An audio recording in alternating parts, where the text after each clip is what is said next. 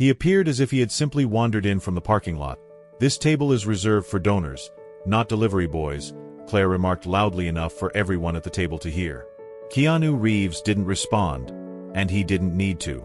What followed next would completely upend every assumption Claire had made and leave her regretting the moment she ever spoke.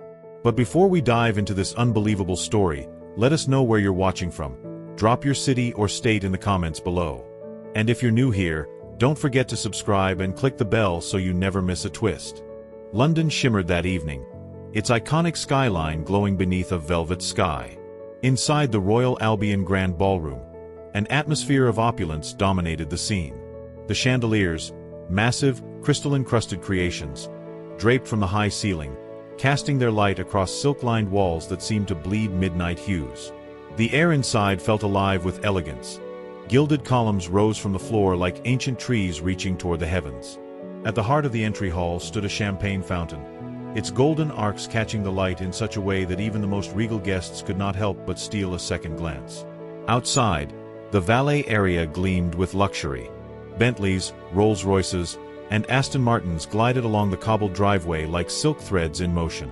Guests disembarked from their cars, each dressed in tuxedos that had been crafted to perfection, and gowns that seemed to tell stories of their own with every graceful step. The evening was nothing less than a spectacle. The annual Royal Horizon Gala, hosted by Prince William, where the world's most influential philanthropists, moguls, and celebrities gathered to mingle and bid on items that would reshape the future. The invitation itself was a work of art, printed on handmade parchment, sealed with wax, and delivered by personal courier. Being seen at this event, simply attending, was a statement. It said, "You belong."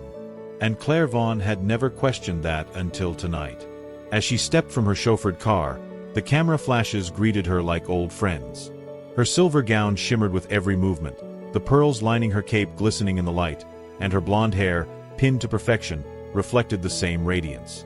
She offered a fleeting smile to the press, but in reality, her mind was already elsewhere, on the seating arrangements, on the opening bid, and, as always, on outshining her competition. It was then that she saw him. Just ahead, beneath the ornate marble archway adorned with intricate carvings, stood a man who clearly did not belong. His outfit was starkly out of place in this luxurious environment. He wore a simple black t-shirt, dark jeans, and sneakers of all things. There were no cufflinks glinting from his sleeves, no designer shoes polished to perfection, and no perfectly tailored suit that shouted wealth or status. He was dressed in the most casual of clothing, seemingly unaware of the lavishness around him. Despite his unconventional attire, there was an undeniable stillness about him, as though he stood outside of the world of glitz and glamour, existing in a calm, unshakable space. He waited his turn at the guest check-in station with the kind of poise that made his appearance seem even more striking. Claire's heels clicked sharply against the marble floor as she made her way toward the entrance, not bothering to slow her pace. Her eyes narrowed slightly, a faint frown playing at the edges of her lips. As she approached the young staff member holding the iPad, she leaned in just a little, the smile on her face all sweetness, just the kind that made people agree without questioning. "Is there a side entrance for deliveries?" she asked, her voice dripping with feigned politeness. The staffer blinked, clearly confused. "Sorry, ma'am." Claire nodded slightly toward the man ahead of her, gesturing toward him with an elegant but subtle wave. "He's clearly not here for the event," she said, her voice steady, her words filled with subtle disdain. Before the staffer could respond, the man's invitation beeped as the scanner scanned his card. "Valid. Approved. Priority access," the machine announced in its cold, impersonal tone. "Thank you," the man replied softly, his voice carrying no arrogance, and he walked past the rope, moving forward with unhurried steps. Claire's smile faltered. She stood frozen for a moment, temporarily speechless, before whispering more forcefully to the staffer, "Who is that?" The staffer, almost indifferent, responded casually, He's on the royal guest list." Claire didn't reply, her gaze still fixed on the man as he continued through the hall, entering the ballroom. Her gown swept the floor behind her like the closing curtain on an act she hadn't expected. This was an unwelcome disruption, and the unease settled in her chest. Inside the ballroom, the atmosphere was nothing short of breathtaking. The golden lights from the chandeliers bathed the entire room in a soft, warm glow, creating a feeling of grandeur and intimacy. The orchestra's melodic swell reverberated through the air, filling the space with an elegant soundtrack that seemed to slow the passage of time. The faint scent of roses and lavender lingered in the air, mingling with the refined aroma of champagne, mingling delicately as the guests moved in and out of conversation, exchanging pleasantries and whispers of their own. Claire made her way through the crowd, gliding toward the VIP tables, a private sanctuary for the elite near the stage. As she moved, her gown trailed behind her like liquid silver, each step marking her presence in the room. The air around her was thick with whispered admiration as eyes shifted to follow her every movement. She had always been in control here, part of the scene, expected, familiar. A butler greeted her with a deep bow and gestured toward her seat, a gesture of deference as she was shown to the table. But as Claire approached, her eyes fell on the seat beside her name card, where to her surprise, someone was already sitting. And not just any guest. No, it was the man from the entrance, the one who had so audaciously walked past the guest check-in station earlier. He sat calmly, sipping from a crystal goblet of water, completely at ease, as though he had been there for hours. Claire froze in her tracks. For the first time in years, she felt a sting of uncertainty ripple through her chest. Her gaze shifted to the table, her eyes tracing the polished silverware, the etched crystal glasses, and the pristine centerpiece of white orchids flown in directly from Kyoto. It was perfect, exactly as it should be. But beside her sat this man, dressed in that same black t-shirt and jeans. He had the calm of someone who didn't care about appearances, about the rules that governed this world. His presence seemed effortless, while Claire's heart raced at the realization that this was a breach in the very fabric of the event. Claire's eyes flicked to her name card, only to find it blank. No name, just the gold-trimmed word, guest. A question bubbled up inside her. She raised an eyebrow, a flicker of irritation breaking through her otherwise composed exterior. "I didn't realize there were seating staff at the main table now," she said lightly, trying to disguise the challenge in her voice. She took her seat, her gown rustling as she lowered herself into the chair. The man didn't respond immediately. He looked over at her, gave a polite nod, and then went back to the wine menu in front of him as though nothing out of the ordinary had happened. Claire's smile became tighter. She wanted to make him uncomfortable, to draw out a reaction. "Well, I'm sure you were invited," she said, her voice smooth, but with a subtle edge.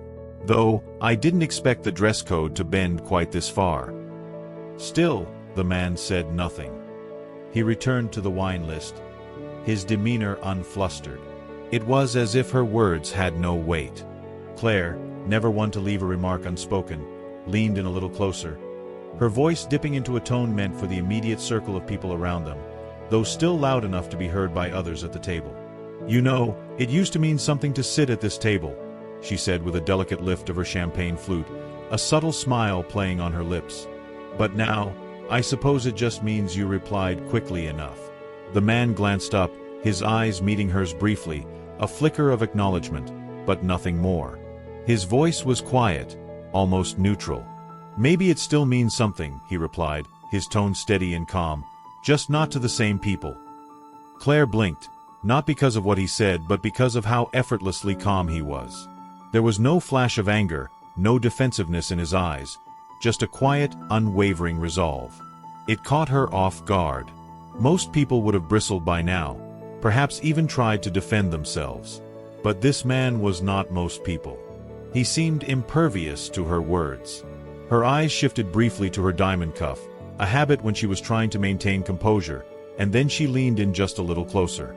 "Look," she said, lowering her voice further, her tone now laced with condescension. "I'm not judging. I just think certain traditions matter. Decorum. Presentation. After all, this isn't a pub quiz night in Shoreditch." Still, the man did not flinch. There was no acknowledgement, no response to her words, nothing. He simply returned his attention to the meal before him, eating slowly, methodically, as though she were nothing more than background noise in a space he didn't need to engage with. Claire's patience began to wear thin, the frustration rising. She shot a glance at the banker beside her, who had been observing the exchange. "Isn't it fascinating?" she said with a sharp edge to her voice, her words dripping with sarcasm. How minimal effort is becoming fashionable these days. You could show up in gym clothes and still be called authentic. The banker chuckled, clearly enjoying the wine far more than the conversation. It's the era of dressing down to be taken seriously, he mused lightly. Claire smiled, though it wasn't a pleasant one. Her eyes never strayed from the man beside her, a hint of challenge in her gaze. Ah, yes. I do love strategy, though I always thought humility came with manners. But still, no response came from him. He remained as calm and composed as ever, his attention wholly absorbed in his meal, unaffected by her pointed remarks. His indifference was as infuriating as it was perplexing. Claire's frustration deepened as she tried once more to provoke a response from the man beside her. She leaned forward, her eyes narrowing slightly as she made an open jab. "Would you like me to ask the kitchen if they have a spare jacket?" she said sweetly, her voice dripping with insincerity. "Something a bit more appropriate?" The man glanced up briefly, his eyes meeting hers again.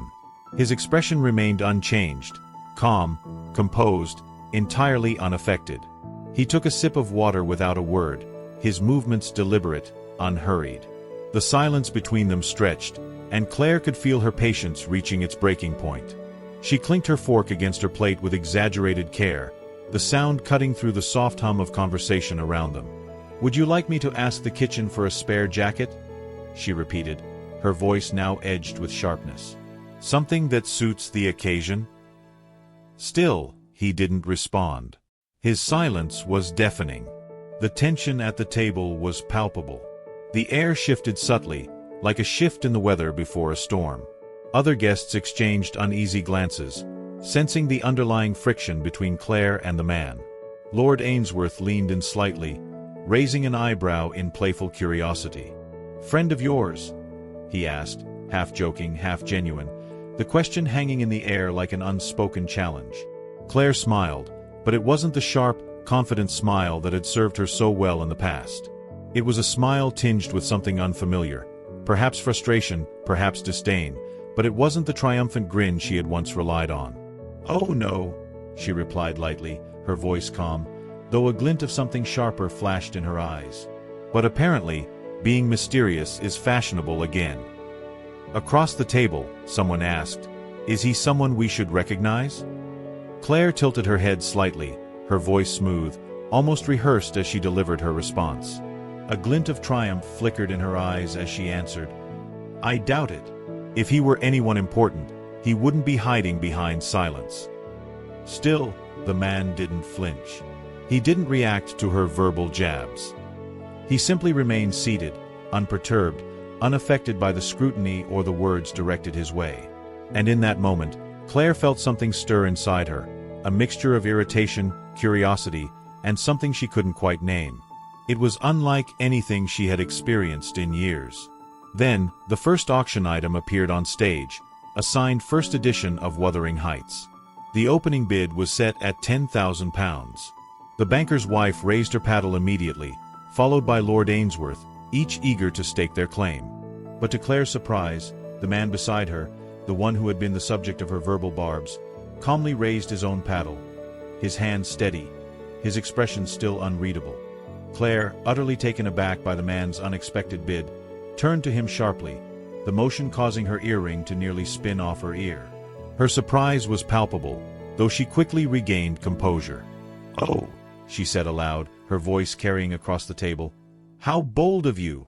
Still, the man said nothing, his eyes never leaving the stage, his demeanor as composed as ever. There was no hint of tension or self-consciousness. The auctioneer acknowledged the bid, and the numbers began climbing higher. £90,000, £95,000, each new figure ringing out like the opening notes of a symphony, until, once again, the man raised his paddle. Claire's patience, already thin, snapped. She couldn't resist the urge to speak.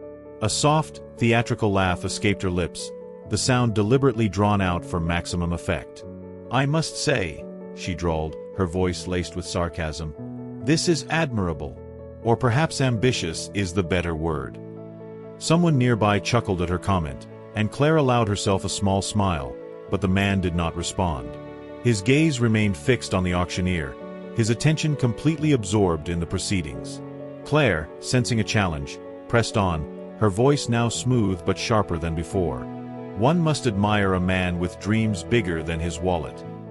The words hung in the air, biting and dismissive, but still, the man remained silent. He was unmoved, his posture unshaken by her attempts to provoke him. The amount continued to rise. Finally, when the bid reached £100,000, the man raised his paddle once again, signaling his intent. The auctioneer's gavel came down with a satisfying crack. "Sold," the auctioneer declared, and the room erupted into polite applause, brief, measured, and respectful, but hardly enthusiastic. Claire leaned forward now, her voice low, dripping with honeyed venom as she delivered her next remark. "I do hope they accept payments in installments this time," she said with a false sweetness that was almost too perfect. She was waiting for a response, for some sign that he had been affected by her words. But instead, the man turned slowly, his gaze meeting hers with that same calm, unwavering demeanor. "I think I'll manage," he replied quietly, his voice barely above a whisper. There was no anger in his words, no defensiveness, just a steady, unbothered calm that left Claire, for the first time that evening, momentarily speechless. And just like that, something in the room shifted. The air felt different, charged with an energy that Claire couldn't quite place.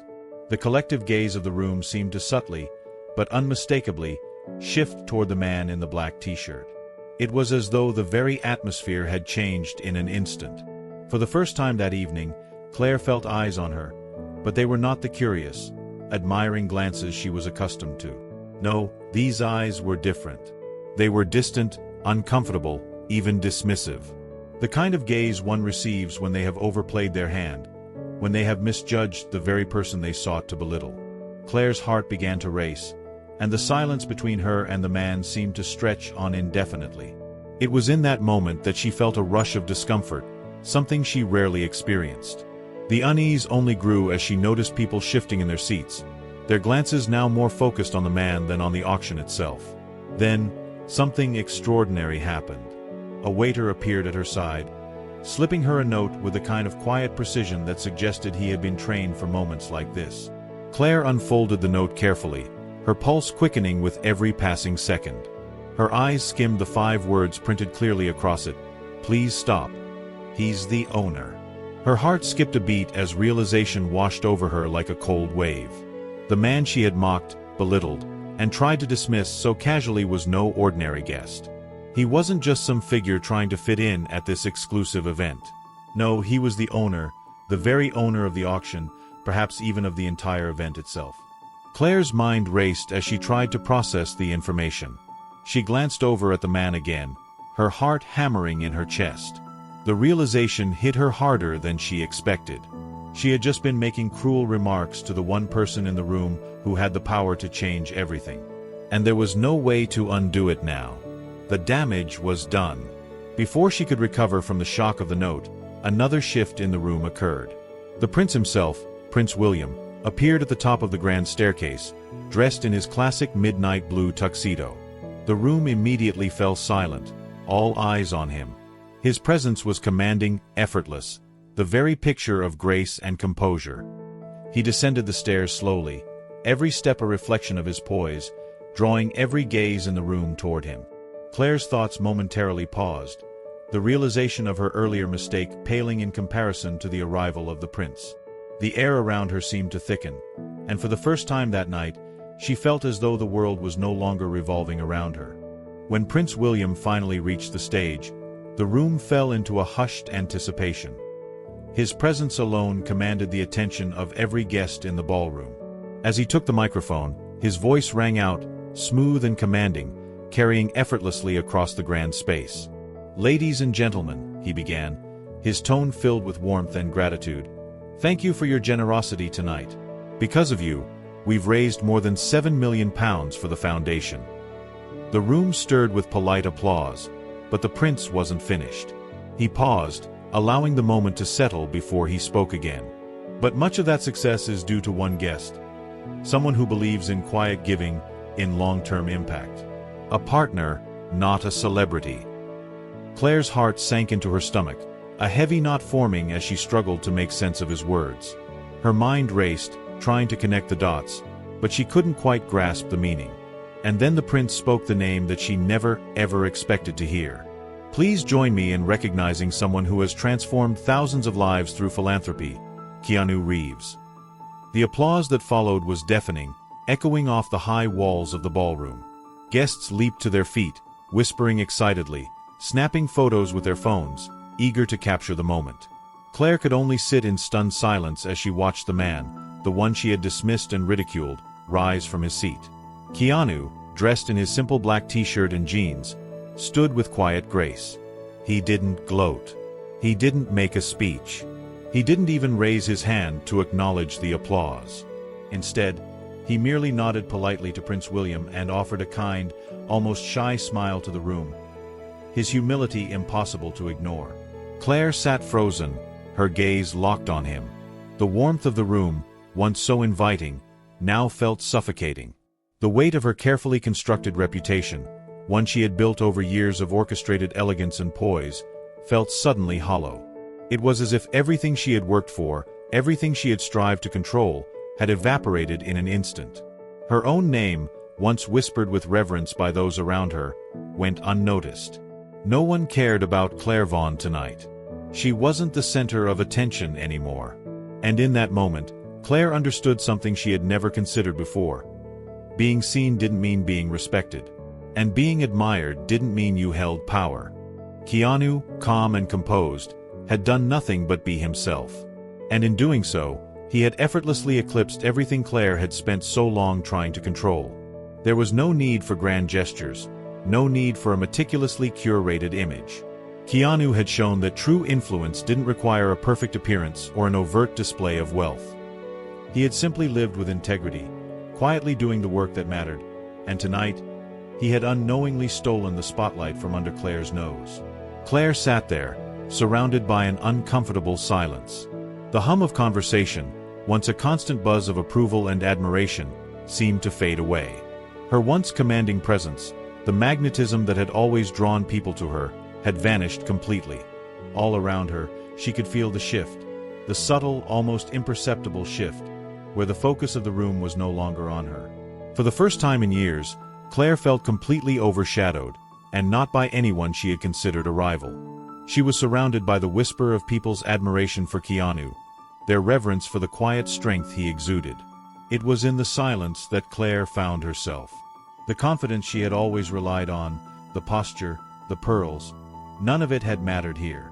The power that Keanu possessed came from his authenticity and quiet strength, things that Claire had never fully understood. The evening wore on, but Claire remained seated at her table, her silver gown now feeling too heavy on her shoulders. She was a woman who had once dominated every room she entered, her every move calculated for maximum impact. But tonight, something had changed. The very thing she had fought to control for so long, the spotlight, the attention, the admiration, had been quietly stolen away by the man in the black t-shirt. For the first time in years, Claire realized that true power didn't come from controlling every detail, every glance. True power came from being genuine, humble, and focused on what really mattered. And as she sat there, a woman who had once been at the center of every conversation, she felt the sting of that realization deeply. Keanu, with nothing more than his quiet presence, had reshaped the narrative of the night.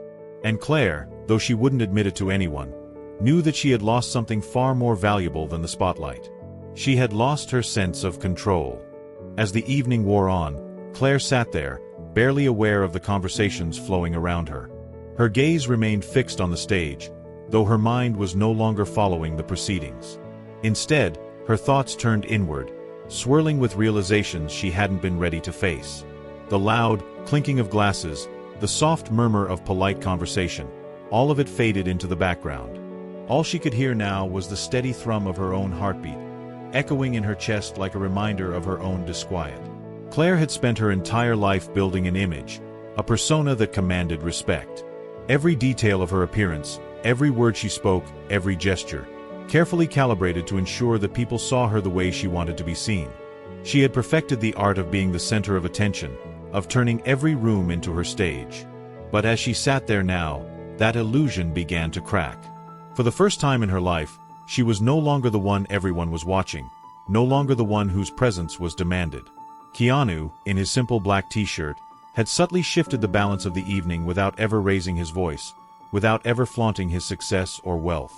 In the silence of that realization, Claire felt something stir within her, something unfamiliar, unsettling.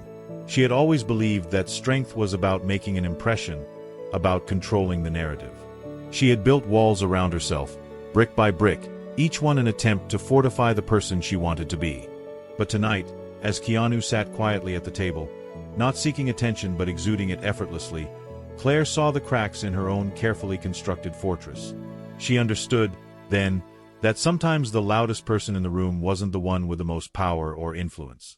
Sometimes, they were simply the one who was most afraid of being seen for who they truly were. The ones who shouted the most often had the most to hide. Claire had been that person for so long, always pushing forward, always making sure the world saw her as she wanted them to. But Keanu didn't have to do that. His presence was quiet, genuine, and that, Claire realized, was far more powerful than anything she had ever done. As the final part of the evening played out, the voices of the room started to fade into the background again, and for the first time in a long time, Claire felt like she was no longer the most important person in the room. And it was a strange, uncomfortable feeling. But she couldn't help but wonder. Perhaps it was also the most freeing.